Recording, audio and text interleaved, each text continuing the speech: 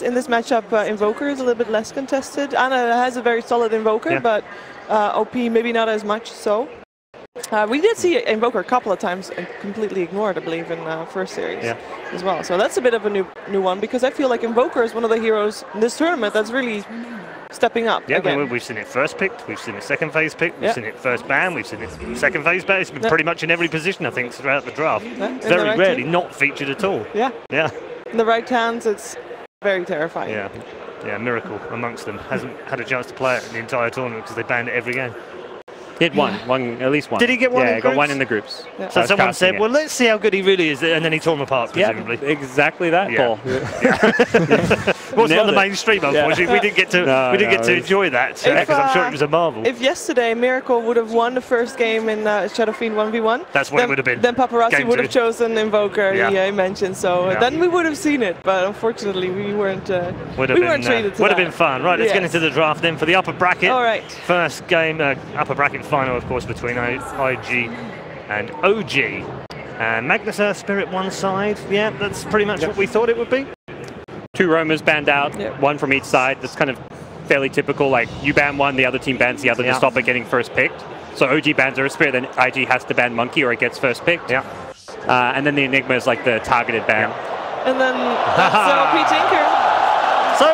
So we pretty much discussed this, so we can just be quiet for about 5 minutes while they just play out the draft we've already talked about. OG knew these 2 picks were very likely coming is the thing, so I don't think they're going to be caught by surprise. No.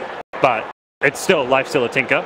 Well, we've seen a lot of Terrorblade coming out from OG, especially against Lifestealer, of course. Terrorblade not against Tinker is not. Against Tinker is not great, but is it enough to offset the up you get against the Lifestealer? I think you need Nyx, Clock, and Storm are the top 3, and Nyx is not good versus Lifestealer. So we could actually potentially see Clock in this match. I think Clock's actually very good with Visage, and is pretty decent versus Lifestealer. Storm, it's your mid laner, maybe not wanting to commit that to it. They have first 2 picked it before against like certain heroes. Alco, that's as I said, they're going to pick Alps this game, guys. Like, it's happening. It's OG. The crowd goes completely quiet. Yeah. No cheers for that pick. No. Somewhere, Charlie Yang is sitting there saying, "Please God, don't pick the Enigma to go with this." Tinker's also luckily it's banned out, so it's all good. Some way to kill the birds is always pretty good. I like the laser versus the birds. Pure damage is king. You got that cloak though, you know? Cloak doesn't do anything versus pure though. It does versus laser. What? I'm pretty sure. No, isn't only magic resistance and armor? I'm pretty sure it's only magic resistance to armor because the. I play a lot of Visage, and when my birds get lasered, they don't take much damage. Oh really? I'm pretty sure. I was fairly sure that like Timbersaw owns a Visage too. But you're the Visage player. Yeah. I mean, I don't do the number. I just do like play on feel, you know. I thought they got changed to make it like only auto attacks or auto attacks only right clicks. Then they changed it again. They changed it multiple times, so now I wasn't sure. They have HP. They have HP now. That's not like 4 hit based. Yeah. And they also made it so Gravekeepers affects your birds, but only within a certain radius. Because it's just straight damage reduction. I think it's straight damage reduction. It's not like armor and. No. Yeah, it's damage. The passive is damage reduction. That's why I think it works on pure damage because it's damage reduction. I remember it used to be spell resistant. Okay. Yeah, I remember playing with some Visage players like, oh my god, this pure damage crushes my things. But it's fine. The old Visage maybe. I guess I just don't see that much Visage except from OG. I mean, they are one of the only teams. I think there was one other team that played it. Slider ban. You don't want to give them the easy, obvious vehicle for the Lifestealer. So we'll see what IG can get for either Baboka or XXS to play that full position role. So you're always worried about your Alk getting contested. The thing about OG is they actually switch it up, I would say close to 50-50, no-tail in safe lane on the Alk, and Ana playing it, so you don't actually know where it's going to be. But they could aggressive Lifestealer, I would say, versus Alchemist pretty easily. But that's where you have the Visage coming in, strengthen up that safe lane, very good on try action. So I wonder how they're actually going to deal with this Alchemist. We've seen a lot of Alk issues, especially in the last series. And it seems like if you shut them down a little bit early, it's just not enough. You have to be able to invade the jungle, go in there pretty early, and they don't have a good vehicle for Lifestealer at the moment. So that would mean that on the side of OG, you're gonna, or rather on the side of IG, you're gonna need to have some supports that can rotate early, but we already have obviously our Spirit already banned out. Monkey King, they banned out themselves. Which kind of support would you like to see from Q and Baboka that can actually rotate around a lot? Bounty, maybe? Bounty, I think actually has a lot of potential with the Life Stealer, and Track plus Tinker is really good, so you can get really good rockets off. Get like a Bounty Disruptor or something, maybe? Yeah, and you got the Glimpse with the Track could be nice. Something with the vision, yeah. I think the big thing is you want to have, they've got self-sufficient laners already in the Lifesteal, but I think they want that for their offlane as well, so their supports can be totally freed up. The fact Lifesteal can just go in most 1v1s, get like a Legion Commander I think could be really good for the offlane, and then just have supports super active, roaming around, looking for kills, playing very high tempo.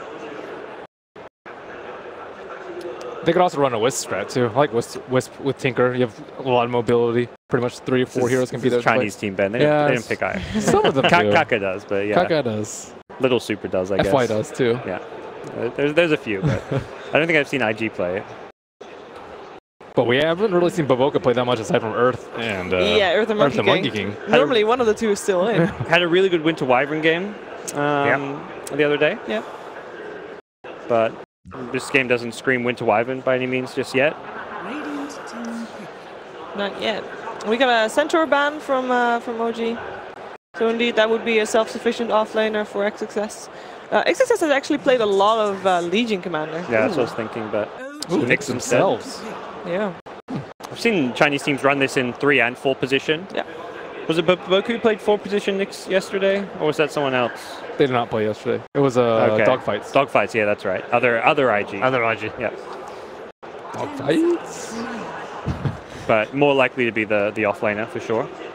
Good here to go catch out the Alchemist with the Radiance. You've got a guaranteed Carapace proc from the Radiance damage, then Dead Impale. And Acid Spray. Yeah, yeah. It sucks playing Radiance carries against Nix.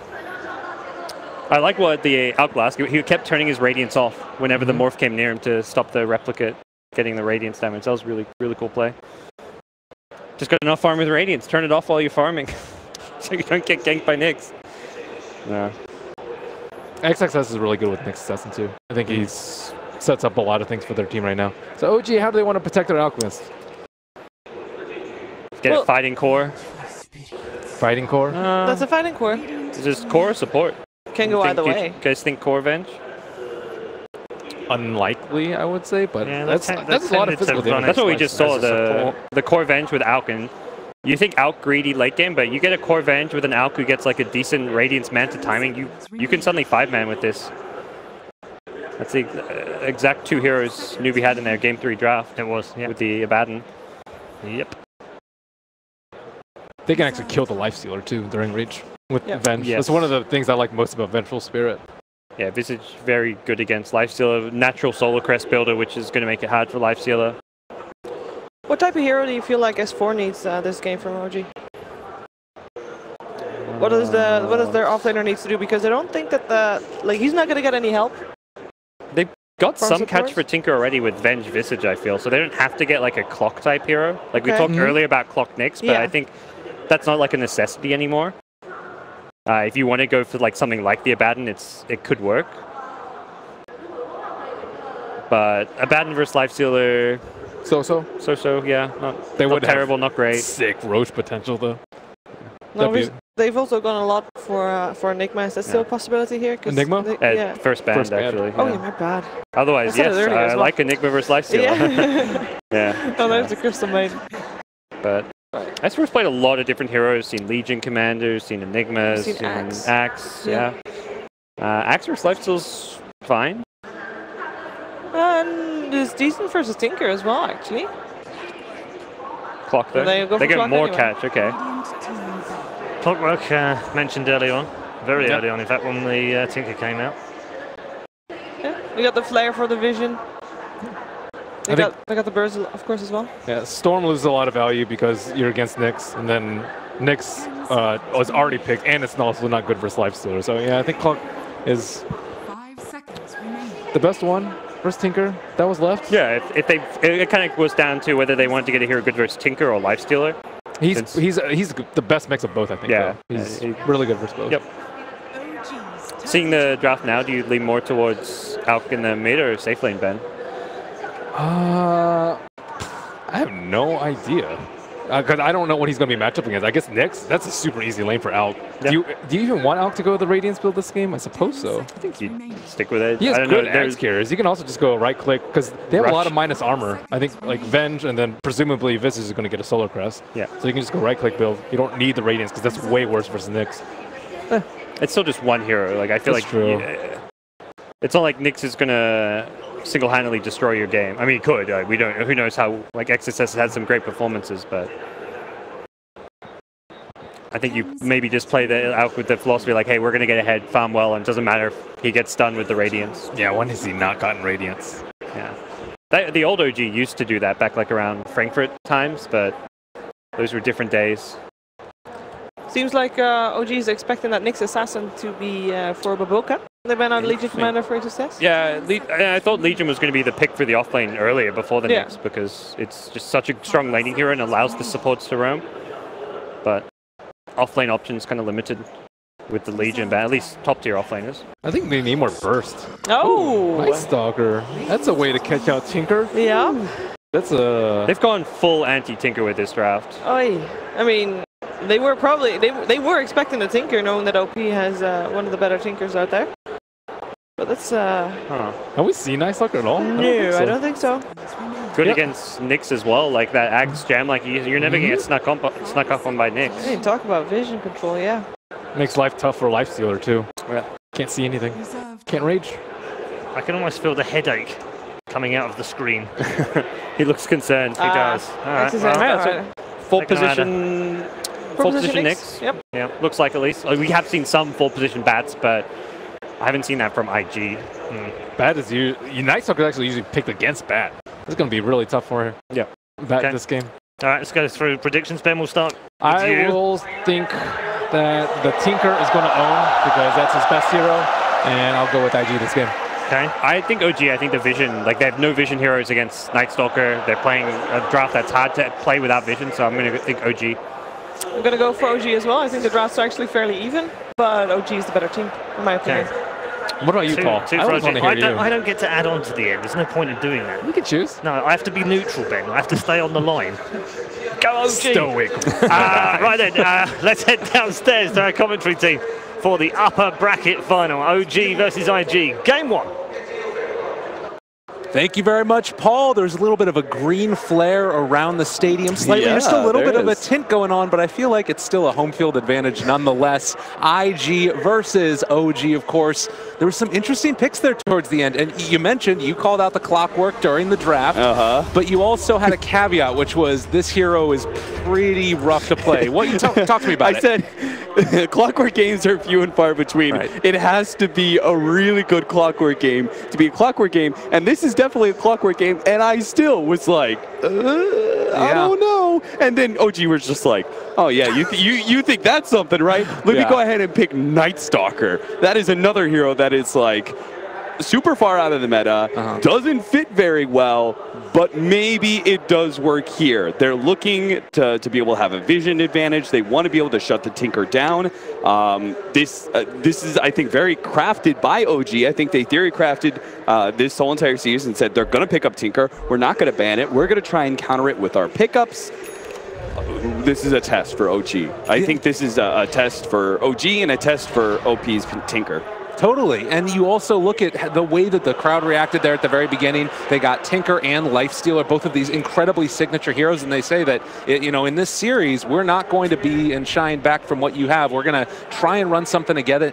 And I'm looking at the Night Stalker too and trying to figure out how this is going to work, because it's a hero that sometimes does run into problems just getting his towers ran down all across the map. And do you feel like OG's lineup might come online a little bit late for this, or do you think that it's going to be okay? No, I think their timing is going to be fine. It's just a question of whether or not they can keep that timing window that they have and keep hitting with little to no mistakes.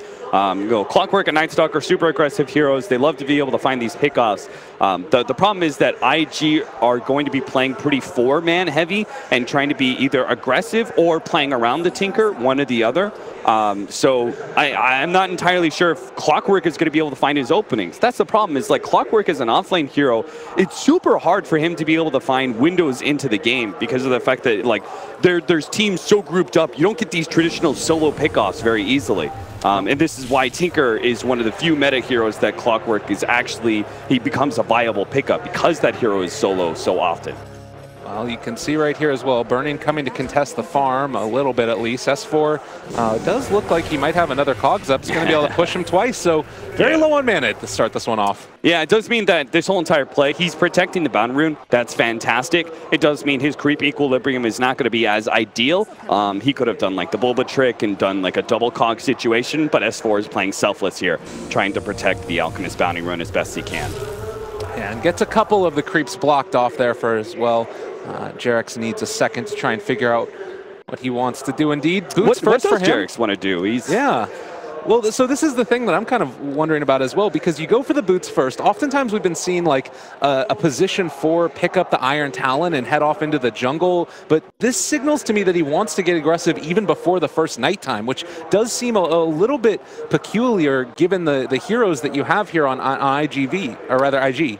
I think he really wants to be able to zone out this Bat Rider. It's a problem hero for sure, and they do have really good kill potential with their tri-lane. So Bat Rider, you want to be able to shut him out, and OG does have the capability to do so. The Night Stalker, once he does hit that 4-minute window and we get our first nighttime, is going to be really powerful, because most likely he's only going to have one level of his passive by that point in time, by 4 minutes in. So you're going to feel even better having those early boots and having a huge movement speed advantage over many of these heroes. I anticipate Jarex to be spending a lot of time in that mid lane as soon as he zones out the Bat Rider. You know, you want to keep that Bat Rider down, secure your safe lane first, and then go ahead and roam on OP all day, every day. Well, OP in the meantime is going to take advantage of not having that Night Stalker in the lane, at least at the very start of this, as throws out a couple of lasers onto Ana, and this is going to be a little bit of a contentious one. And in the top lane, you can see just a lot of potential for aggression up here as they've brought Bobica in as well. Clockwork versus CM Lifestealer should be pretty good for Clockwork. He's got great zoning. He's got great ways to protect himself against the Lifestealer CM. Burning away Burning's mana pretty early and making sure he doesn't have rage and open wounds is a great preemptive way to do so. And if CM does frostbite you, just try and get that cogs off before the Lifestealer closes the distance. And you can see Salve used as well by the Alchemist here. He's not off to a terrible start, but the real story, at least for me, is how much the Venge has gained relative to the Lifestealer. Lifestealer 8-1, and No-Tail has been at least a little bit hampered in this, not feeling completely confident because of XSS, keeping that pressure on with the Bat Rider. And, you know, Visage, a very strong laning hero in a lot of ways, but needs to be able to get up at least a couple of levels to have Soul's Assumption and Grave Chill. Yeah, I really love what IG is doing here because they knew the pressure was going to come the way of the Bat Rider for the first 4 minutes. So they're protecting that farm with Bobica. He's just kind of like standing there. He's got this Nyx Assassin with a poor man's shield. Really tough to be able to eat through because his high armor and high health regen. So the harassment of these heroes. Oh, and first blood drawn by Burning in the bottom lane, just getting a bit too far forward, and I guess Clockwork not having the capability to cast out the cogs in that instance. Maybe it was on cooldown? Yeah, I'm not sure what that was because he only got caught by one real big spell, right? Oh, did he get the haste rune off that? No. Q is going to take it and apply a little bit of harassment. No mana right now for the Crystal Maiden to make anything happen, but can still at least deny away that rune from the Clockwork. Yeah, that feels pretty bad. S4 missed a little bit of CS action during that time, failed to get the rune. Can see still up here in this top lane, there's constant threat of getting gone on. And, you know, normally Nyx Assassin stun is something that you could dodge away with the Visage or a Vengeful Spirit. It's very heavily telegraphed, but when you have all of these stacks of sticky Napalm on you, it's a little bit more difficult to make that work. And this is the problem with the Visage as well. Like we said, OG has never really been tested as a team, I would say. Like, they just kind of rolled through everybody so far in this tournament, and their Visage has gone highly uncontested. Nobody's ran like a really strong aggro duo or aggro tri-lane against this Visage and managed to pressure like they should. Here, we're seeing it. Yeah, big stun now on to XSS. They're trying to bring him down, but No-Tail is really the one that's in trouble. Void slowing him down, but it's not enough to be able to create that kill. They are still going to get the kill onto the Bat Rider, but now bo3 maybe in a little bit of trouble as well. The Soul Assumption is starting to stack up, and looks like they aren't going to be able to go for that one, but still a lot of pressure. Well, he didn't really have the mana, and Nyx Assassin is honestly too tanky. That's a great trade for IG because they want to be able to shut down this Vengeful Spirit. It's not a core that comes back into the game very easily. And then on top of that, Nyx Assassin is a perfectly acceptable 4 position to take over that off lane whenever the Bat Rider dies. So, you know, great trade for IG. They're really exposing the weakness of this Visage pickup. We, theorycrafted and talked about it quite a bit, and we're finally seeing it in action here. And you can see the CS across the board into the favor of the side of IG, and OP really the one that's leading that with 10 denies.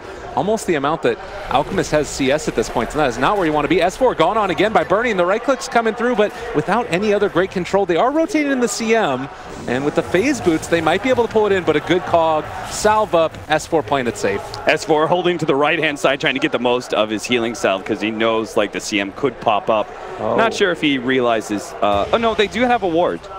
Well, in the meantime, XSS goes down in the top lane. And S4 gone upon again. They do have a way to control him. Frostbite used, slowed up, rooted. Battery Assault trying to create that separation and does manage to get the cogs off. S4 away by the skin of his teeth. Yeah, pretty good read because they did have that ward on the bottom runes. So that Invis was probably scouted by the clock. And he still positioned himself decently far out there. Bat Rider dying, pretty unfortunate there. I'm not sure exactly what went down, but it is keeping Jerix's Night Stalker up at top. That's fantastic for OP. That's all they really want to do is just create space for this Tinker to continue to shut down Alchemist's farm and get his boots of travel. Now a movement from the mid. This could be heading top. It is nighttime, so you got to be at least slightly cognizant of this Night Stalker. Went for the 1-1-1 build as far as skills are concerned, so he does at least have that extra movement speed to get him into position, but if they start stacking up these sticky napalms, there could be some potential for a kill onto No-Tail. Boca walks forward. There's the Grave Chill turning onto XSS. Nova at least to start it out. Fly is quite dangerous in this laning stage. Soul Assumption's going to be back up again, but not quite enough mana. It looks like they are going to try and turn this. Jerix is going to have to back out. And does look like everybody's just going to walk away from that one. Everyone's so tanky. I'm a little bit surprised IG tried to make this support rotation up to top lane. Simply because if you look at a Visage, he's got Cloak. You have the Night Stalker, naturally tanky as well. Vengeful Spirit as a core is decently tanky. Will get a lot more as time goes on in that he gets a lot of strength per level. Which is important. So it's kind of tough for them just to be able to burst down one hero. Ooh, and actually Fly is now going to possibly drop, taking a lot of damage, manages one Soul Assumption before it gets off, but No-Tail under fire is going to end up dropping maybe Jerix. Can he be the difference maker? bo3 Pop the Mango, does have another Impale, but they do not decide to go on to the rest of Invictus Gaming. And it's kind of interesting because Visage actually ended up going for a no cloak build to start. He got a second point up there into Soul Assumption, so less tanky than normal. Yeah, that is very surprising considering the aggression that they're facing up against. I thought Fly would have tried to protect himself, but I guess he probably feels like the layers aren't really that effective against the Firefly. That's really what they have to play around. Be super aggressive when you know Firefly is down like they were earlier, and just try and sometimes bait out Firefly if possible against these aggro Bat Rider lanes. I think OG's done pretty well to manage that. It's just, again, the problem is they're drawing so much attention, and that's IG's win in a nutshell. Yeah. Right? It's kind of like a coin toss. Whether or not they're actually going to be able to get some of these kills in these engagements all kind of starts on who initiates on who first. But ultimately, OP, he's free farming away. He will have his boots of travel coming in pretty quickly. Everything's kind of going well. Like, the first nighttime has just been dodged. Jerix did not have an impact on Tinker's farm. Yeah. That's something that you obviously want to be able to at least build some amount of momentum early on. He didn't even venture into that lane in the least bit. A little bit of a different role than we've seen Jarex play in the past. And I think that it makes sense also that the other thing that's nice about Soul Assumption in the laning phase is that as you get more levels into it, the mana cost of it actually goes down. And all these heroes on OG running out of mana, you know, they all have mana issues. But NoTail continuing to farm. They are bringing more heroes to the top lane again. Nyx Assassin is there. Tinker just trying to finish off those boots of travel. And they will again force NoTail back. Q is just running at him. There's no way they catch him, but NoTail is not happy with his farm, that's for sure. 2100, Venge, again, I can't say it enough, Venge is not a hero that comes back well. So they've got to be able to win some team fights around this Vengeful Spirit for her to really be able to get back into the game. Fortunately, she is a core that can accomplish a lot more than most, around 10 to 15 minutes with just her basic skill set, just having the levels rather than needing some certain key items. And the other thing to kind of keep in the back of our minds throughout this is that you do have this Alchemist who's going to get a lot, but I feel like a broken record when we say it so often that it ends up being the situation where your Alchemist is very farmed, the other heroes very much not so. And you look at Clockwork, actually the second lowest net worth at this point in time in the game, but this is kind of a hero that can still survive and make things happen with just levels, right? Yeah, I think if I want to look at the win conditions for these two teams, I think OG is definitely more focused on the early game. Kind of similar to what we saw from the last series of EG Newbie. The team with the Alchemist actually wanted to be able to end faster because IG have drafted themselves much better late game opportunities with the Tinker, and I would say Lifestealer's a fitting matchup against Alchemist late game. You have the big increase in armor from the Alchemist as he picks up some items, but he's still relatively effective. So I think it's actually just because they have this Venge core and Clockwork most notably is another core that drops off significantly. I think with those IG, they're going to control the late game. They're pretty happy with the early games going, so OG just have to hit really hard in the mid game. Keep our eyes on that, of course, and see if they're able to make it happen. Right now, Alchemist continuing to farm towards that Radiance at a relatively decent clip as Fly places down a couple of deep wards. It's worth noting they've placed some really good vision here. Some in towards mid lane, a couple in the jungle, in some slightly strange spots. That one might have been scouted by the Radiant ward that was in the area as well. But Burning pressuring this tower. The Cogs actually pull Burning inside of it. How are they setting up for this kill? And there's just going to be a jump inside the catapult. They aren't going to be able to find it. Roll on out. First rotation of NoTail, not really accomplishing much. They saw an opportunity, it was just underneath the creep wave, so really good play by Burning. And OP is getting closer to those boots of travel. Man, this guy, he's been playing on a tear for his Tinker. Every game that we've seen him, I feel like, he's always had just such a huge impact. Bobuka.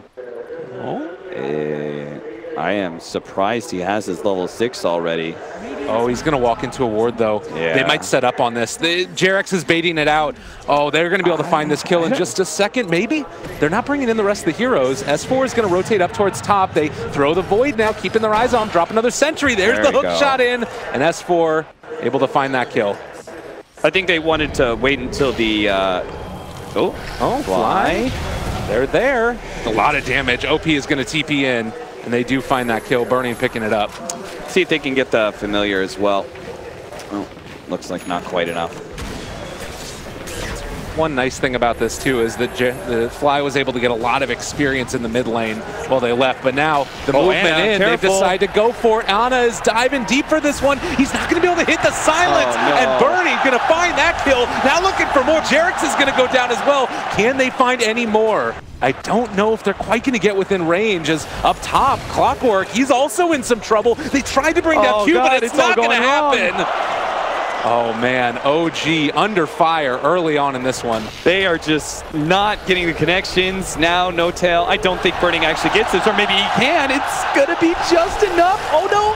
Oh, went for the infest play, but wasn't quite enough damage. Now he's a little bit overextended maybe. No, OP covers them pretty well.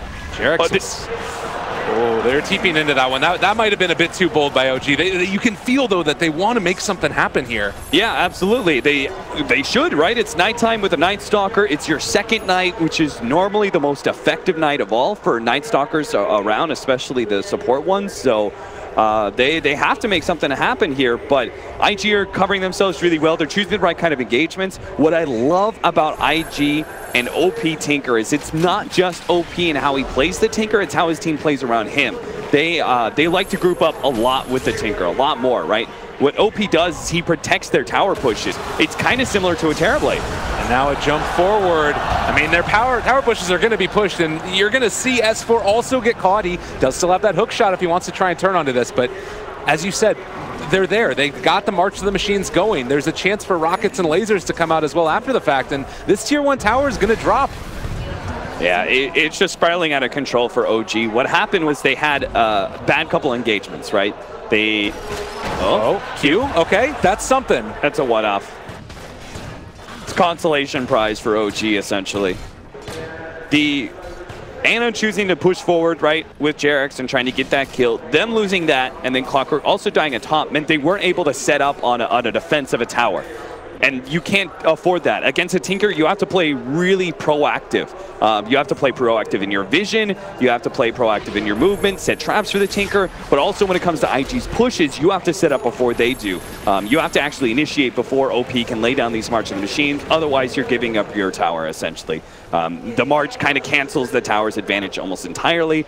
And, oh, at bottom lane, they pick up the kill onto Jarex, one of these heroes that's normally very tanky and not going to go down, but they are going to get, oh, that was so sick by bo3, the spike carapace, and then they get the stun at S4 and follow it up with the kill. All right, IG, they came to play today. They happy about it. Certainly did. They got a very comfort lineup for them. Support Nyx Assassin has not been what bo3 has been running primarily in this tournament, but it is a Chinese Nyx Assassin, and he's a great support player. He's making a lot of plays happen. They've got their OP Tinker. They've got a Burning Lifestealer. OG essentially just said, all right, IG, we're going to kind of give you everything that you want. We're going to try and counter it with some unique pickups of ourselves.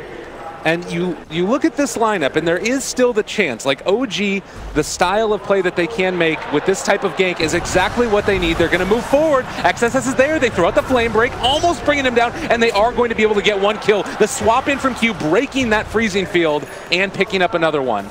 Greedy by those two supports. They may both get caught because of this one. Jarex is going to try and hunt him down. Phase boots. He's very swift right now, choosing to chase forward. Do they have the dust? They get within range. Void is there. bo3 going to drop. They also had a purge creep as well. And with the vision, with the magic missile, this should be another kill going their way. You do have OP that's in the area as well. We'll see if OG try and take that fight as well. Big misplay there from bo3 and Q. At the moment the Batrider got jumped by that many heroes, they just needed to back up. It didn't matter, like, the high ground advantage. They thought, like, oh, this is going to be some sick play, you know, this freezing field placement and stuff, but they just needed to back away as soon as possible and try and limit the loss of heroes.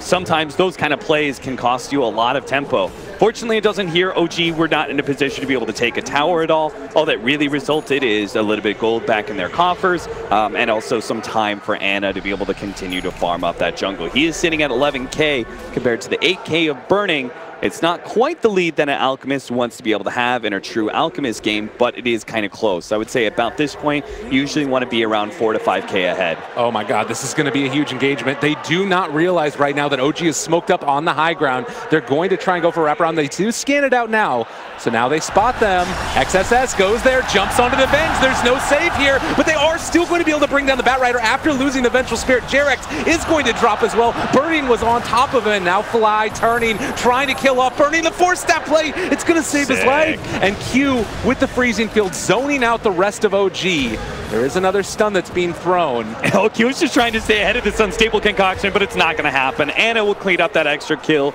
turning it into a 3-for-3 exchange. Definitely favorable to OG, I would say. Well, I'm actually not entirely sure. Looks like they did come out on top with both gold and experience a bit. I don't know, what's the network chart really looking at? Oh, never mind. Let's see in just a second, but yeah, this great opening again onto the Venge. You know that that's the hero you have to jump because the swap's there. And so Jarex going to fall as well. I guess the nice part about this is that Ana doesn't die. He's able to get some more gold. And even when this fight started, he was starting to build that substantial lead against the Lifestealer. Yeah, this is where IG, like, they can play a 4-man aggressive style sometimes, but the Alchemist is now in fighting status, so they have to be careful. They have to be real picky about the battles that they take. You want to prolong this game if you're IG. I don't think you want to fight too heavily into Venge, Clockwork, Night Stalker at 18 minutes. This next nighttime is going to be the big window for OG to start taking objectives. IG, how well do they defend their mid tower? I'm not entirely sure. It could be just one of those they just give up and avoid fighting entirely. Oh, they're bringing in the Nyx. This might be somewhat okay if they can pull back and kill off Ana. Because they're starting to bring them low. The swap out is going to find the kill. Birdie picks it up. Wicked Sick Streak. OP, though, is starting to go off as well. 2 for him early on. They just tore through OG. I think those familiars got cleaned up as well, so that's an extra 200 gold, 3 heroes down. That's big. IG, they did defend their mid tower. It's like the ultimate Tinker tower. You can tell how far ahead or far behind a Tinker lineup is and how well they defend their mid tower. If they're ahead, they'll defend it to the death. If they're behind, it might just be something they give up in exchange for more split pushing and farming time. And IG, they made a great read there. And you've got these great complementary items as well. Q picking up the urn. It's up to 5 charges right now as well already, just because of how active this game has been. And this is going to allow them to keep the pressure on and, sustain the push as it comes out whenever they want to take that opportunity. But now Burning, he is over here on the low ground. Ana's going to run into him. This is going to be a stun, a chance to possibly open up onto IG. Grave Chill as well. Burning, it's going to be swapped back in. They have the hook shot, a little bit off the mark. Does still find the stun, but I'm not sure if it's going to be enough. Burning is going to fall. And now I think IG, they're willing to at least push back OG. Yeah, so that's okay. Their Lifestealer got caught. Huge kill for OG, but the important thing is, you don't overcommit to that team fight. It was going to be a bad one, so Batrider and CM kind of staying back. Batrider in particular, right? He could have played that a lot more aggressively, and he probably just would have been an added kill for OG. Now, OG with that pickoff on Burning should be able to take this mid tower. They chipped it down to practically nothing earlier, so that is going to be a freebie. Roshan is a possibility for the future, though their damage is a big lackluster right now.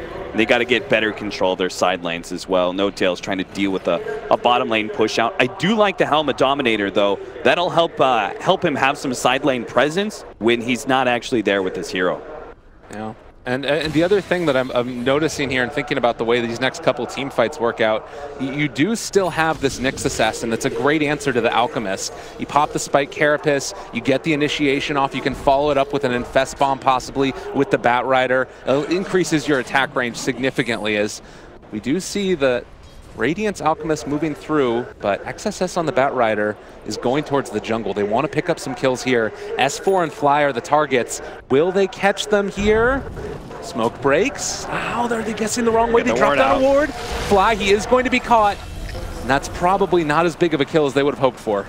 Yeah, it would have been nice to be able to pick up one of the cores, but I think it's still fitting enough. You forced the Clockwork to TP backwards. You've got free reign on hitting that tier 2 for a few seconds at the bare minimum, and it looks like OG are not actually rotating defended at all. So maybe you take this tier 2, and OG in return will take your tier 1 safe lane. Still favorable for IG. Talked earlier about that Helm of the Dominator as well in the Vengeful Spirit. We saw the creep that he was using earlier, the Purge one, to try and get a setup onto somebody. Now you have sort of a similar thing with the net from the Dark Troll Summoner to allow them to find that extra bit of catch. He's a pretty quick little creep. Remember how fast Newbie closed out that game 3, right? They had a rough laning phase 2, and they had this, Vengeful Spirit, and they were able to just completely destroy objectives very quickly. IG do need to keep that in mind, right? These one-off pickoffs, they're it hurts, but it's not the end of the world, right? You can easily recover. It's going to be the one big-time team fight that gets OG truly in control of this game. And so we do see, again, IG just trying to get themselves set up. Probably Roshan in their, at least, mind's eye. Is there sort of the key pick? Oh, OP actually going to be caught. The Magic Missile is going to connect. They find the hook shot as well, and that is a very value pickup.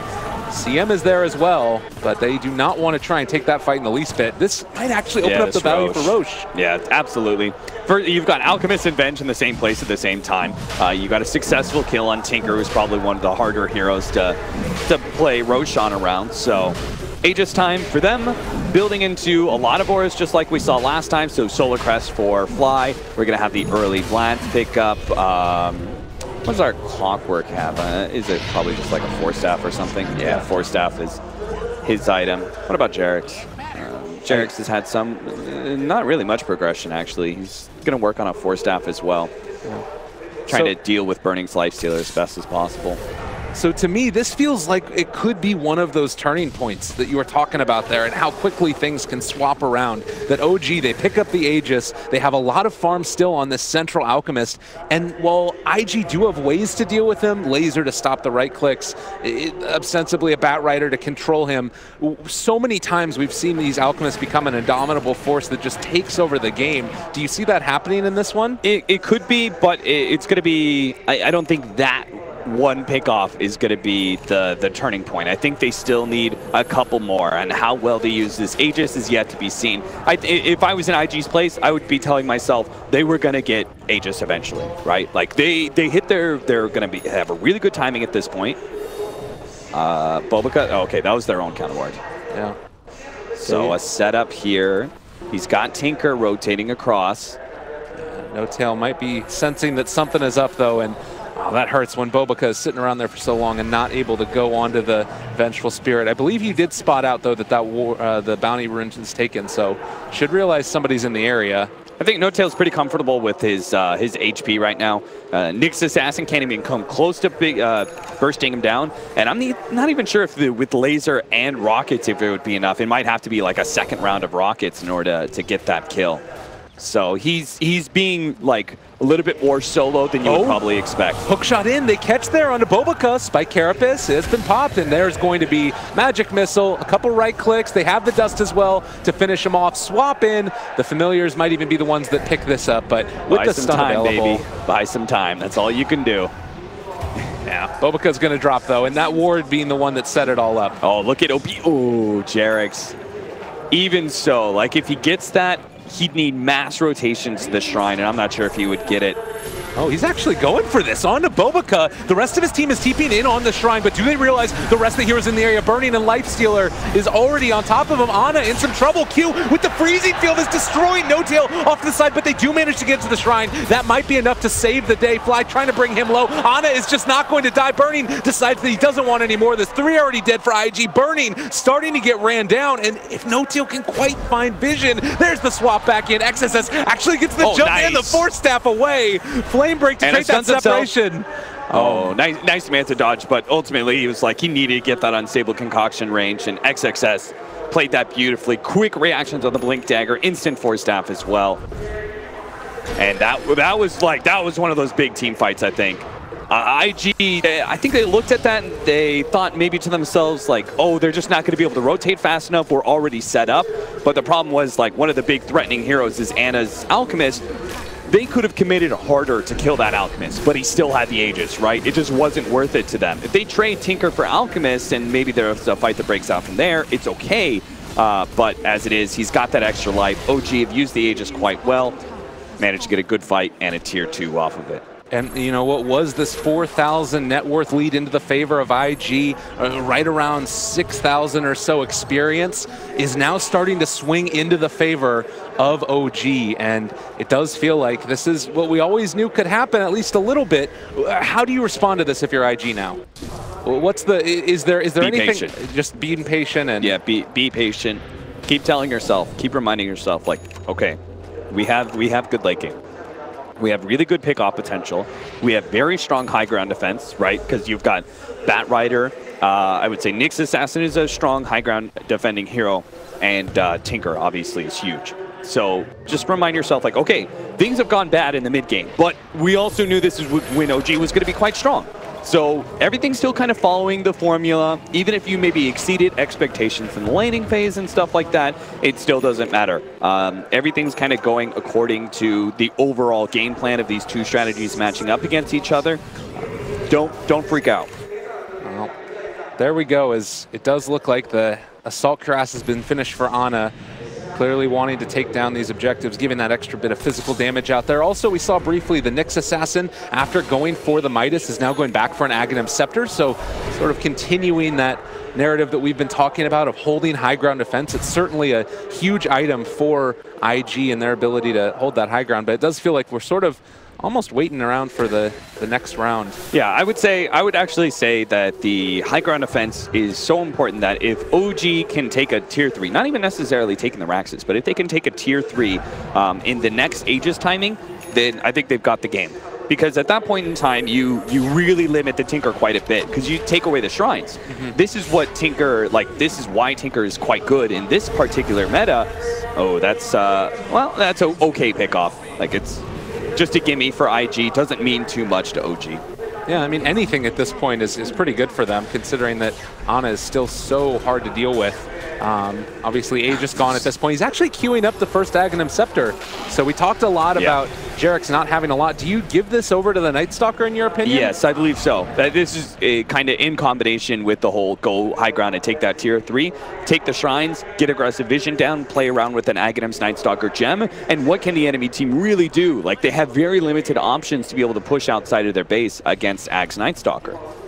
And the other thing that we talked about and we've seen in a couple of these games is the Vengeful Spirit being able to be that high ground breaking hero in a lot of ways, swapping out. We saw the game even against a sniper, it ended up working. Yeah, you actually pointed this as maybe like a sleeper hero of the tournament, right? You said that like this could be one of the more important tournaments in this final area of the game, and I kind of agree with you. I think that this Vengeful Spirit has actually figured out like some sort of key to be able to break high ground against some of the tougher heroes. This level 3 swap is really high range. The timings of the Vengeful Spirit are quite strong. It just, like, we've been looking at this tournament, and I would say like 80% of the games have gone to the team with the better late game. Maybe the Vengeful Spirit is the way you crack that code. Right. Maybe it's the answer to so much greed that we've been seeing here as Ana Solar Crest in hand. They get the vision, get the stun. That's on to 2, but they also stun out Ana. Do they realize the rest of OG is here? A really big Cogs. There is going to be a counter impale, but I don't know if it's going to be enough damage. Ana's going to be pulled back in, but do you really want this Alchemist closer to you? Burning on top of him. Ana trying to continue the chase is not going to quite be able to hit the stun onto Burning, but still, you're assaulting high ground. 2 are dead from IG. Yep, good situation for OG to be in. They know they've got 30 seconds to be able to work with for some buybacks maybe, or not. What are they backing up to? Maybe take the tier 2 top? Okay. I don't think Roshan's up yet, so playing it a little bit safe. I thought maybe they'd take advantage of this time where the initiation just isn't there from the Batrider, but they probably don't feel comfortable trying to test high ground against mass March of the Machines. Yeah, and I guess that in a lot of ways for OG, you still have so much more room to grow on a lot of these heroes. This first Aghanim Scepter is coming out, and you know, I almost wonder if maybe they even give it over to the Venge. No, I think Ag's Night Stalker is such a game changer. It's one of the biggest Aghanim's upgrades in the game. It makes the hero, right? Like, there's no way they pick Night Stalker without without either, well, you can't put him as a 3 position, I don't think. So I think it's literally just with Alchemist, right? Put a support Night Stalker that has an Alchemist on the team. That's really the only way that hero is viable. So OG, they're beginning to hit those timings. They still have plenty of other Aghanim Scepters that are quite strong to give away. Oh, XSS pulls back in 1. That's Fly. It's a decent kill, absolutely. But I'm sure that they were hoping for a little bit more as well. I think Fly really likes this this Visage, 5 support sort of situation, because it's like, well, you kill me, but I'm still doing something, right? I still got my birds to be able to work around. I can farm, I can check out Roshan.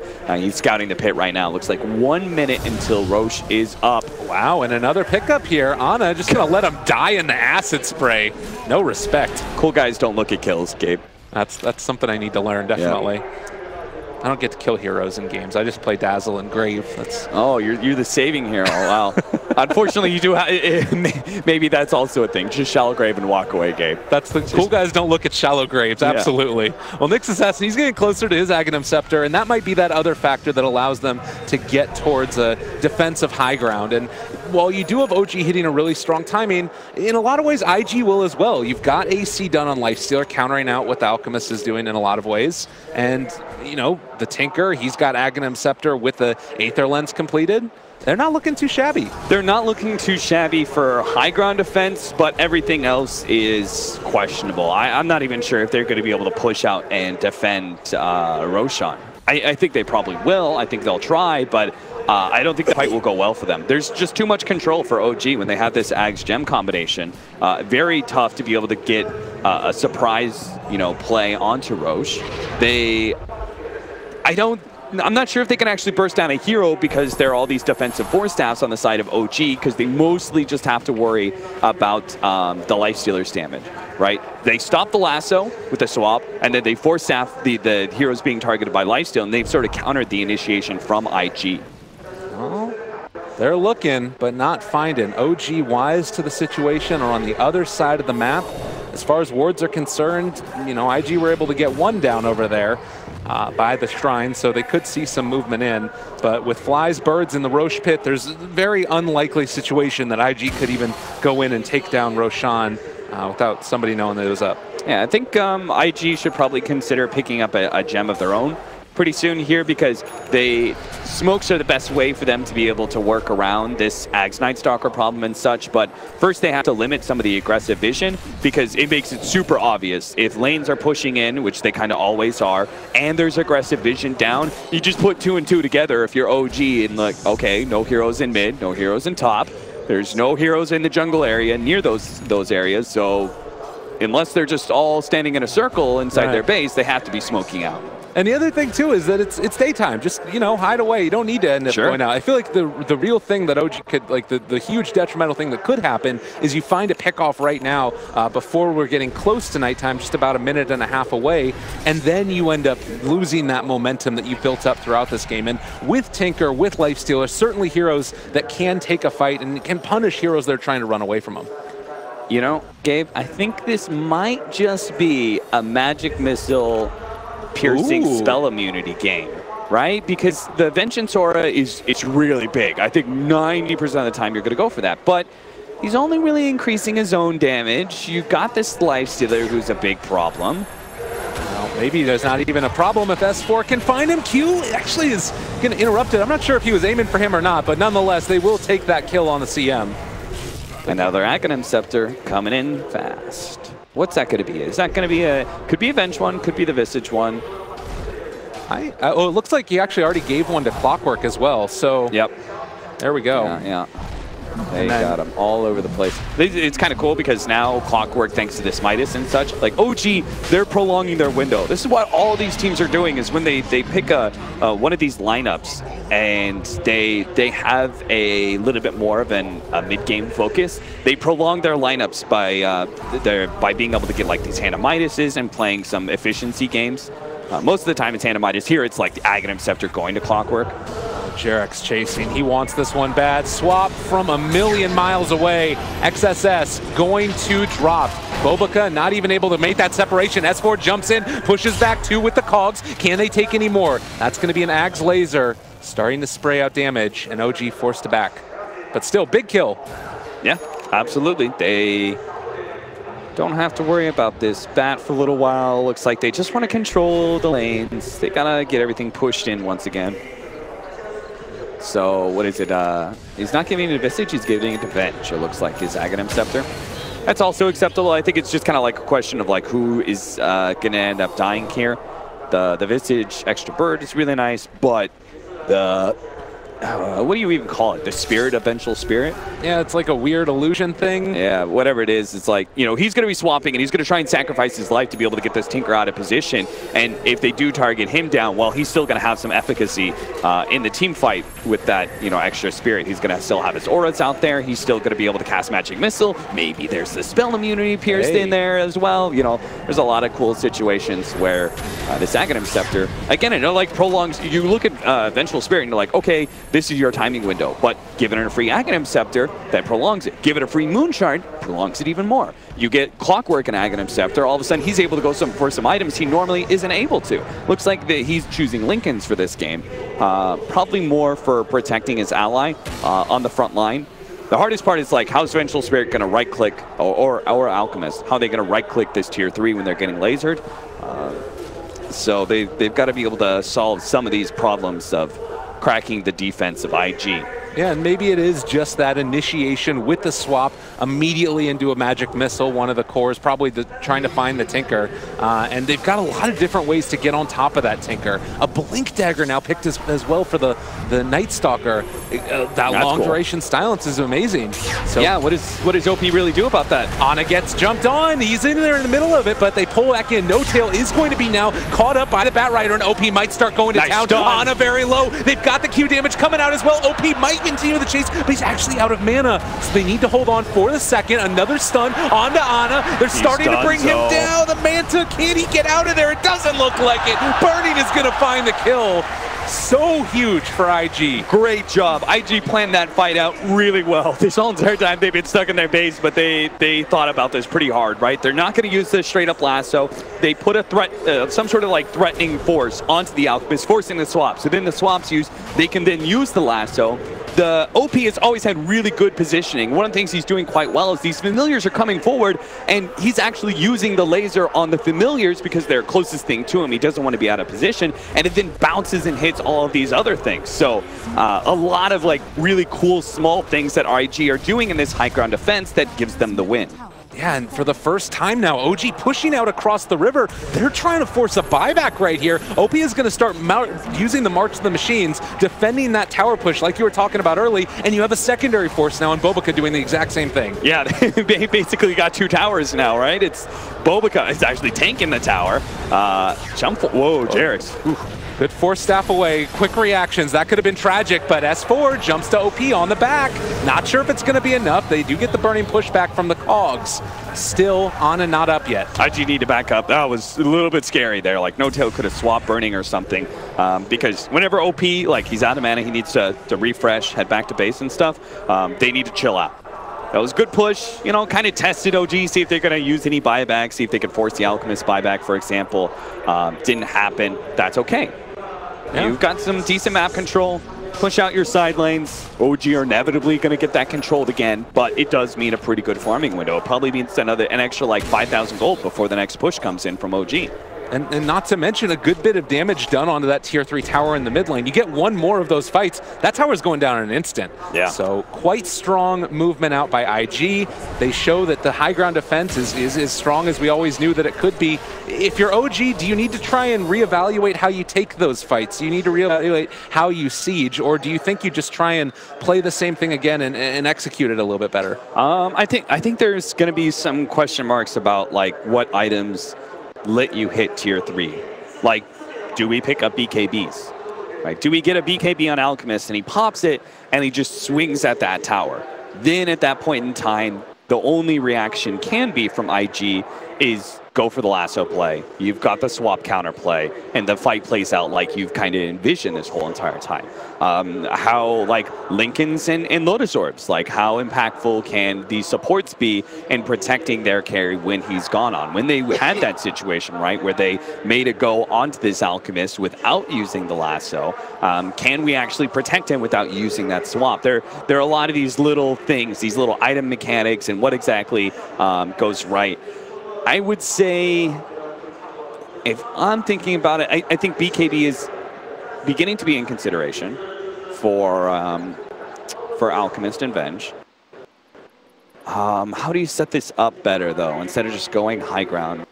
It's tough. Like, there's obviously the swap play. I will say that I actually have the luxury of being able to check out the items, and it's looking like Alchemist and Venge both immediately queued up the BKBs. They're ready to go. There we go. All right, cool. Yeah. So I think that's a good idea. Control the map again. Get those BKBs. I'm trying to think of like technique-wise. Like we have the item solution, right. But technique-wise, what does need to change for OG? Maybe they push multiple lanes. Does that work for them? It's dangerous, right? Because you're facing a Bat Rider. You can't have Vengeful Spirit be everywhere to protect you. So that doesn't really feel like a good answer. I mean, I guess that the Manta-style illusions from Alk are going to help to push it out, but you also have decent wave clear on IG. It's Tinker, for goodness sakes. Yeah. I guess the other Get those familiars a little bit more involved in hitting the tier 3 tower. I think that's a pretty important thing, because if you force, like, say, the Bat Rider, or excuse me, not the Bat Rider, if you force the Lifestealer to come forward and hit those familiars, then you maybe have an offensive swap opportunity, right? Normally you want to get the Tinker, but maybe if he's far enough out of position, if you can set up the right kind of way, maybe for example, swap into Cogs. Yeah. Right? If you have a Cog set up next to the Vengeful Spirit, he swaps, you get the instant stun on Lifestealer, you follow that up with a silence from the Night Stalker, Venge comes back into Magic Missiles or something. Like, there's some combinations to work with. Unstable Concoction. There's some, cutesy things that maybe OG can do to catch IG by surprise if they can use these familiars and force a hero forward. I mean, it's those extra little flavors that put you over the edge as far as top-tier teams, but you've also just got the classic items. You're talking about the BKB that you can build into. An Alchemist, pops the BKB, maybe he switches it out for the Armlet at that point, and then puts the Armlet back on after his backpack or whatever. So lots of different options there. And I guess the other thing, too, is just sort of farming them out. At the end of the day, IG have great high ground defense, like we've talked about, but it's outside of the battle. It's outside in the jungle where you end up running into these heroes that maybe that high ground defense doesn't look quite as potent, their ability to take team fights. Yeah, I think what I like about the familiar play for OG, and it'll probably just be countered by laser, but one of the things is you won't probably lose your familiars because they have this heavy damage reduction. And as you pointed out to me, I didn't realize this mechanic, but that Visage familiar, that Gravekeeper's Cloak Aura, it's based around Visages. Right. And the armor that he set up on, right? And that kind of blew my mind. I was like, I thought the Visage familiars had their own individual cloak, and it was just like, okay, you just beat them down a couple times, they lose that damage reduction. But if it's based around the Visage, and Visage isn't actually taking any damage, you can actually use these familiars a bit better. But then there's the Bouncing Laser. That's going to probably hit the Visage. There's maybe some March of the Machines that maybe clips them a little bit. There's a lot of weird hero and various interactions that go on into this high ground defense. And OG and IG have to think about all of this at the same time, which is why I think it's so cool that IG made that play. They found a solution to what OG was proposing essentially for their team fight, where they're like, okay, you try and lasso, we're going to swap. What are you going to do about that, right? And the high pressure scenarios that are occurring.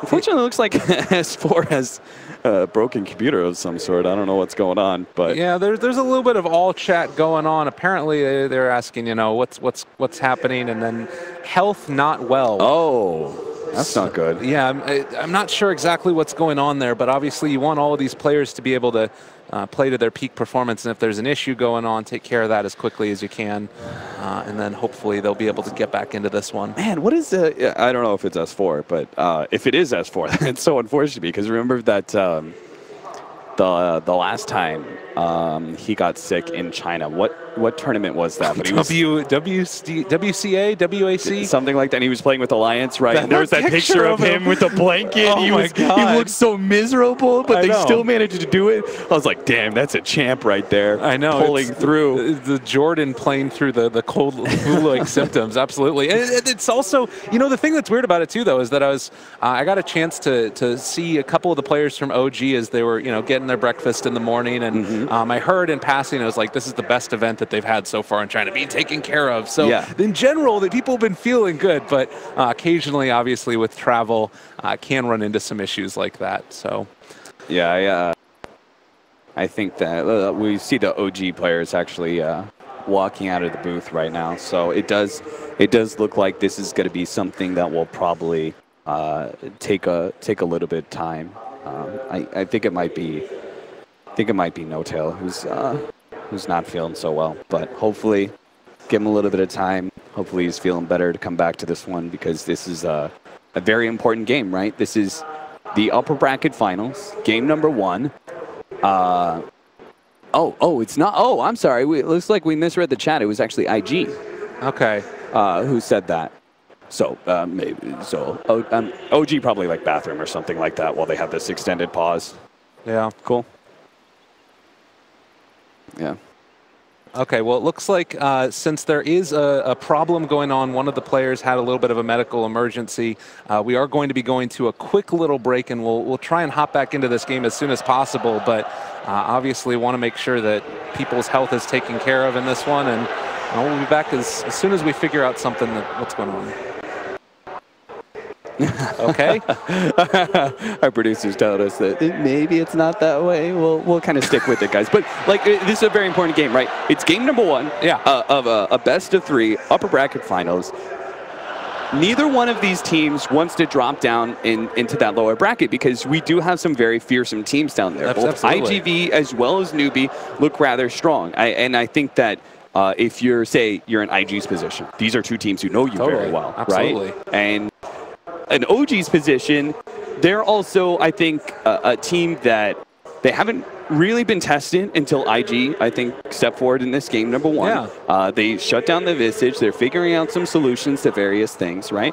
And you have to kind of worry. You have to worry about yourself and go, are the other teams going to be able to do that? Are the other teams figuring something out about us that they're going to be able to? Because you're not in the same position as, say, like EG, right? We were having this conversation in the panel where you have a bad group stage because you're still kind of figuring things out. But as you do figure things out, those losses, they give you a teaching lesson. You don't really get that teaching lesson when you just kind of crush everything. Oh, totally. Yeah. You're just like, you're OG, and you're just like, we pick Visage. No one else is doing it. Like, fight me. And nothing really happens. Like, OG, you're just like kind of stomp all over everybody, and they're like, okay, I guess we're the best team until this point. The other thing I would say, though, is that IG, in some ways, had a similar situation, too, though. They had a tough group, no doubt about it. But they played the same style over and over and over again. You look at the Burning Lifesteal, you look at the OP Tinker, they either had one or the other constantly, and that meant that they could just run through the groups. And they played around that so well. So I'm wondering in the series, as it continues to develop, too, you have the beginning, which is they get both of their heroes. Is OG going to be able to bring them down, and are IG rather forced into something new? And that's a little bit of a tough one indeed. Yeah, so they've kind of had like basically 2 strategies, right? A very aggressive strategy and then a kind of a tinker strategy. Yeah. Those have been the major 2 that I would say they've gone through, and both of them looked pretty polished. I think their tinker strategy, especially the way they push down towers. Again, it's like we're looking at some of these heroes, these pushing heroes, or some of these late game heroes, and they're just like they're using these heroes a lot more aggressively than we used to. Like the way No-Tail uses Terrorblade and just like actually uses every single metamorphosis to go for an objective and force a team fight if it comes to that. So I think it's a very cool development on the meta so far. Absolutely. Well, we'll have to figure out how that's going to look. We are going to go to a short little break just until those players get back in the booth. So we will see you guys when that happens. Just a few minutes.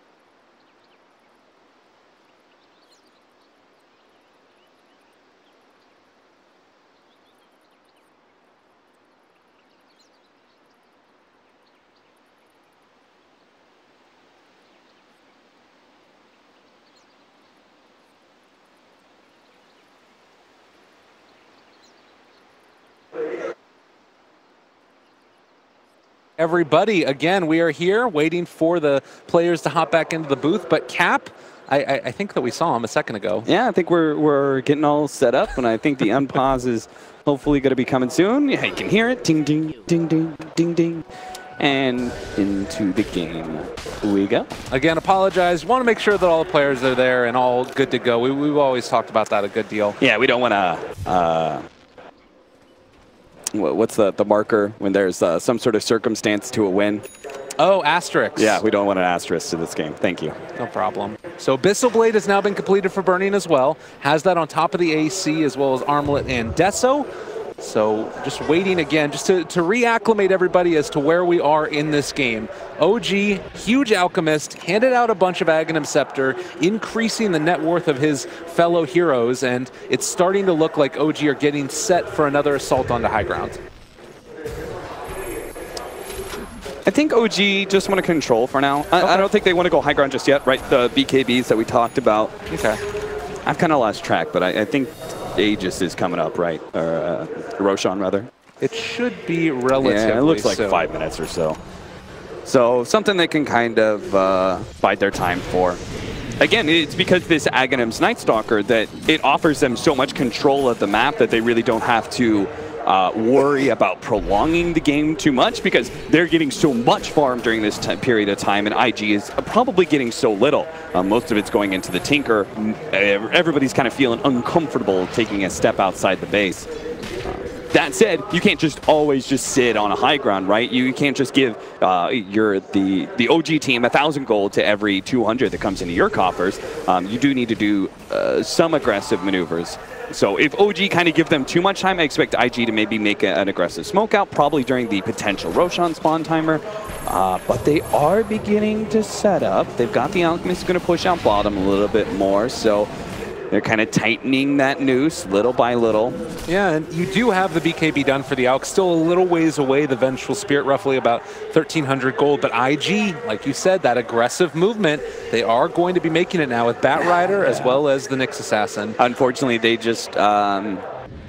I mean, I can't really say that they did anything wrong there. They saw the Alchemist bottom, and they're like, okay, let's go. Let's smoke and try and get that pick off, because we know Alchemist is separated from at least some of his heroes. We see like 2 or 3, I think they saw on the map near the top and middle area. So they thought, okay, maybe we can get the Alchemist. Alchemist backs off. They know what that means. It's like, okay, he's done pushing. We're not going to catch him. They rotate through mid and try and catch something near top, but it just doesn't happen. They know it was a whiff from the moment Anna started backing off. They're like, okay, this is not going to work. Yeah, and they almost caught there the Crystal Maiden. There was a moment where Q was vulnerable, but couldn't quite catch him. Now, the other thing to keep in mind, the Tinker did just pick up a Sheep Stick. Not only great for being able to, deal with the Alk, but also the Vengeful Spirit once she comes back into that, spirit form or whatever else it is. I do believe that does still get the instant kill, if I'm not mistaken. I remember really? I think I remember seeing Venge just dropping to that, and maybe even an Enchantress taking it over at some point. Yeah, I'll be real. I have no idea about the Spirit, because I can't say. Stun back in. They've caught the Bat Rider, though, and this ends up looking a little bit bad for the side of OG, at least to start, although OP's taken down the Visage, so maybe they can turn this back around, force down to the high ground, but they swap back in Burning, separating him from the rest of the team. There's no defense there. S4 has caught out OP as well. Now trying to take down more Burning, running away. Q pops the ulti to just try and zone them out to the best of their abilities. S4 saved at the last second. No deal. Comes in the clutch. The magic missile chases. Defensive force stabs, keeping him alive. IG somehow, some way, get away with that one. Q is still going to die, but now the Sheep Stick spam as well as the lasers getting thrown out. S4 needs to be careful. He can't come too close, right? We've got both rockets and bouncing laser that could potentially catch him out. They're going to try and take advantage of this small window where they know the Tinker is still kind of recharging, and Burning was low on HP. I think they might have used a shrine there. 2 more minutes. Another Aghanim Scepter picked up, this time probably for the Visage. Is there anybody who doesn't have an Aghanim? There's nobody who has an Aghanim Scepter except for Visage. So that is going to be the full swing. Next up, farming Moon Shards for your team. and for yourself as well, actually. He doesn't have one yet. Yeah, totally. And hell, he can even give himself an Aghanim Scepter just Why for not? the stats, you know? You're giving presents to everybody. Sometimes, Gabe, you got to think about yourself. Treat yourself, Gabe. Treat yourself, absolutely. You got to love that mentality. It's something that I think is fed around far too often, or less often. As Visage is going to be able to get that Aghanim Scepter in just a second. Again, not like the most impactful thing in the world because these team fights are so chaotic. Trying to set up the triple stun seems unlikely with all of the defensive force staffs on the side of IG. But that Sheepstick, we saw just how impactful it could be in that fight. Catching Ana, throwing out a couple of them there as well onto the Vengeful Spirit. It's been quite good. Right. So, pipe done for Fly. Further items to allow them to siege and take that high ground, keeping those creeps alive. And it does also look like... What do you like as the next item for Jerix? Is it like, I don't really know. You're kind of like a Night Stalker late game. Yeah. It's not like a huge hero. His biggest objective is just trying to get the silence onto the Tinker, I think. That's why he's got the Blink Dagger, the Ether Lens, that long range. Because it's not like you really have an answer from this Tinker, right? Well, what happens if he gets silenced? Well, he's going to try to blink backwards and force staff, but he's not going to do anything during that time. And if it's nighttime, that silence lasts a really long time. Yeah. So I almost wonder if OP is going to start playing around that, maybe pick himself up like a Lincoln Sphere instead of having that force staff. But he really wants that force staff to be able to save allies, right? IG have played excellently around their defensive force staff plays. Burning, living through that last engagement is a great example of that.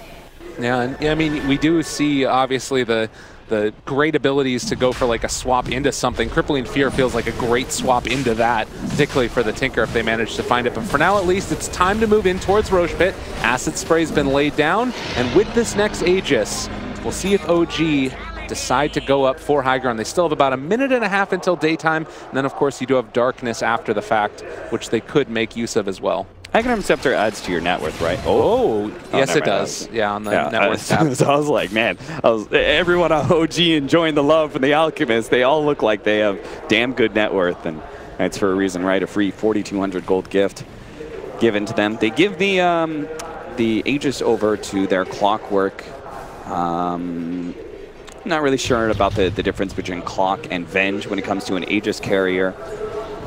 Yeah. Venge obviously does have the cheese and that spirit to fall back on, so maybe they just want the absolute most presence out of all their heroes, right? So Clock and Venge are going to be the ones who dying first. You have Venge who eats the cheese. If she still dies, she has the spirit. And then the Clockwork obviously is going to be in deep and doesn't have a lasting presence if he dies, so better to give him that second life. Yeah, and it almost guarantees that he's going to be able to get 2 hook shots off in an engagement, and likewise, Venge likely to get a couple of different swaps in there.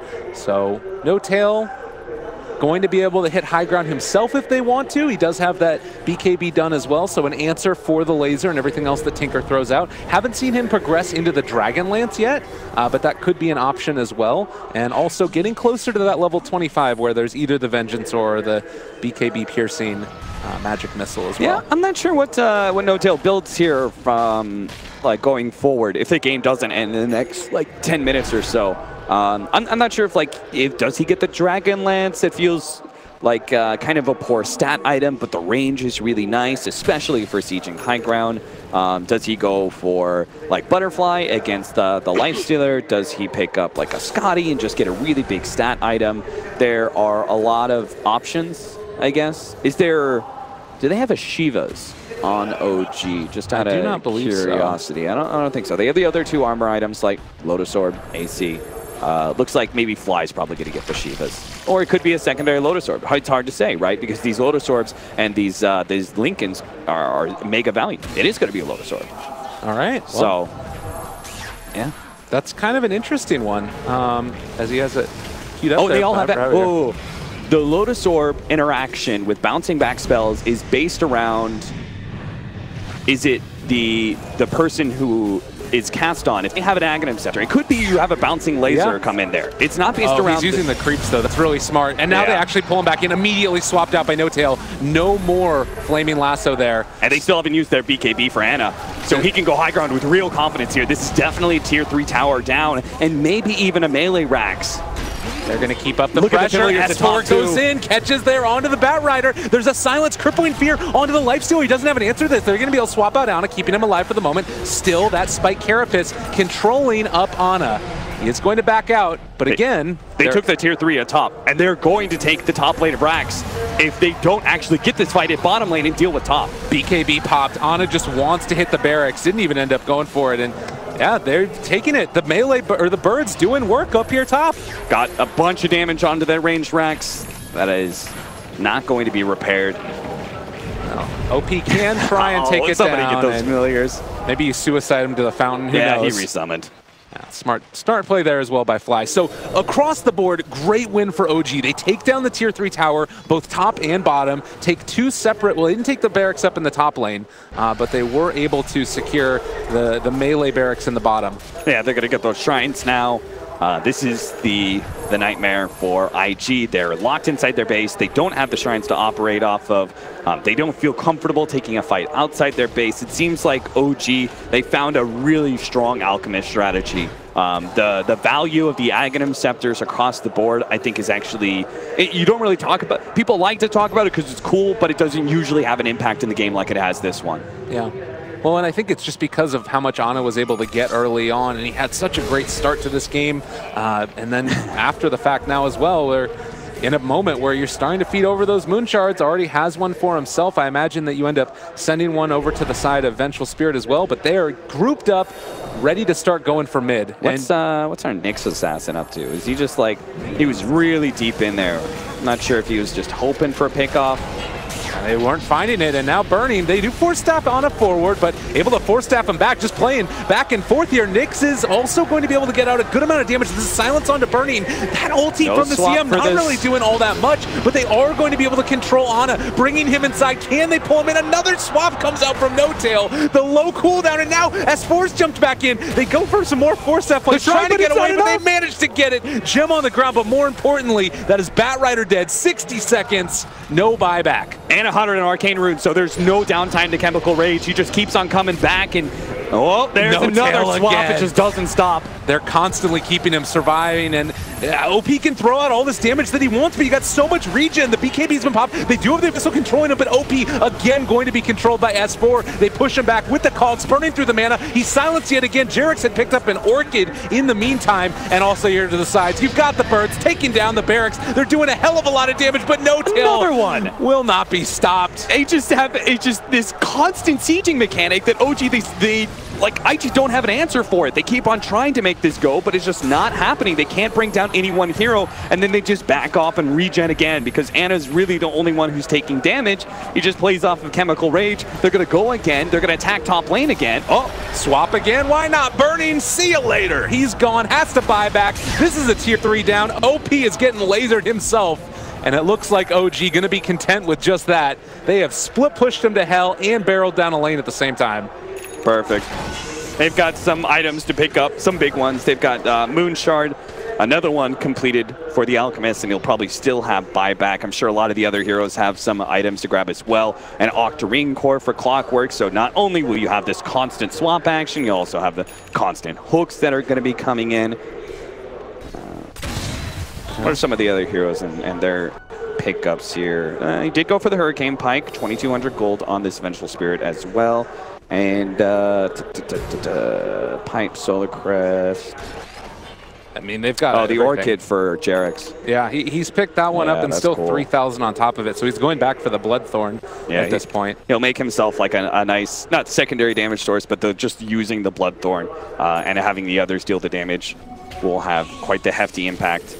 Burning, he's got to get an answer to this. There's so many problems. So many problems for him. Looks like he is going to get MKB to be able to deal with Radiance Miss and also the potential laser bounce around. And but the silence is going to be quite the problem for him. Yeah, and I mean, the other thing too, like for OP in this game, you've got great items here on Jerix to just get on top of him. And you have the Blink there, the Aether Lens as well. And he went for the Dagon. He doesn't have any way to take the silences off of him on the Tinker. You hate to build into a BKB on this heroes, but sometimes it's necessary. I mean, honestly, I think OP, he knows that damage is a problem for them. He just has to build this offense build. I don't think he has a better option. Oh, they're going to spot some of this. Breaking it out. They get the silence on XSS. He pops his BKB, but not able to find it. And now here, Ana going to end up stunning himself. He's actually dropping really low. They are going to be able to get that kill. Maybe going to be able to find more. No Tail's going to go down. Double kill for OP. Can they get anything else off the back of this? Frostbiting for the moment, and it does look like they're going to be able to take down that illusion of the Vengeful Spirit. The Melee Max. Oh, no. All right, stop the familiars. They pop the glyph. Fly. Yeah, that's still something gained for OG, right? Bad fight, for sure. Bad fight, but they still forced a glyph. When Alchemist and Venge are back up, they go high ground again. The melee racks could just die into 2 rounds of familiars. IG, they want to make the most of this one. There's still buybacks on the Venge and the Alch. And the familiars or excuse me, the creeps are always kind of pushing in. Backdoor protection is just not something that's real reliable. Here they come. Round 2, it's going to be real close. They're losing a lot of their damage. And yeah, it's not going to be enough. I mean, they can go back in for another round. Your Tinker's not going to be able to take him down as quickly because it's not going to refract the laser, obviously. I was about to say, Tinker's not sticking around to laser that, so looks like they will take it. Yeah, and instead, this is the movement up for high ground. Yeah, they got those buybacks. Burning, they're there. They forced the glyph. They haven't bought back yet on the Alchemist. It looks like the call is for tier 4s. That is a really bold move here. They need to force this buyback from Alchemist.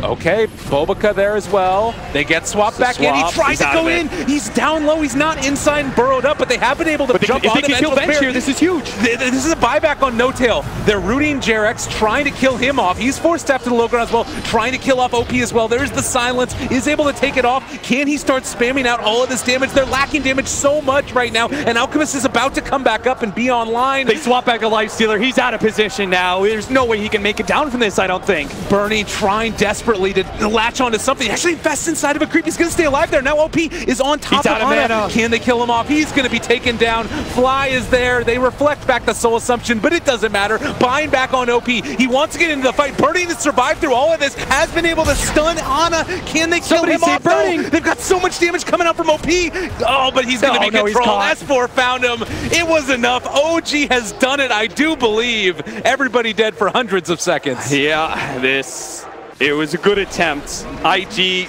they had to go down mid. They knew they just couldn't play against the Siege game anymore, so they went down mid. They forced this fight. I love even the potential call for tier 4s and that sort of thing, because you had to force that Alchemist buyback and then see what happens. Like, it gives you a win condition. Like, if you kill either one of these cores, you can probably win, but ultimately it was just not enough. Well, and the thing too about that just so completely blew my mind was the constant answers with the Venge, and I think that we're seeing more and more. This is a hero that you have to think about. You've got to be prepared for.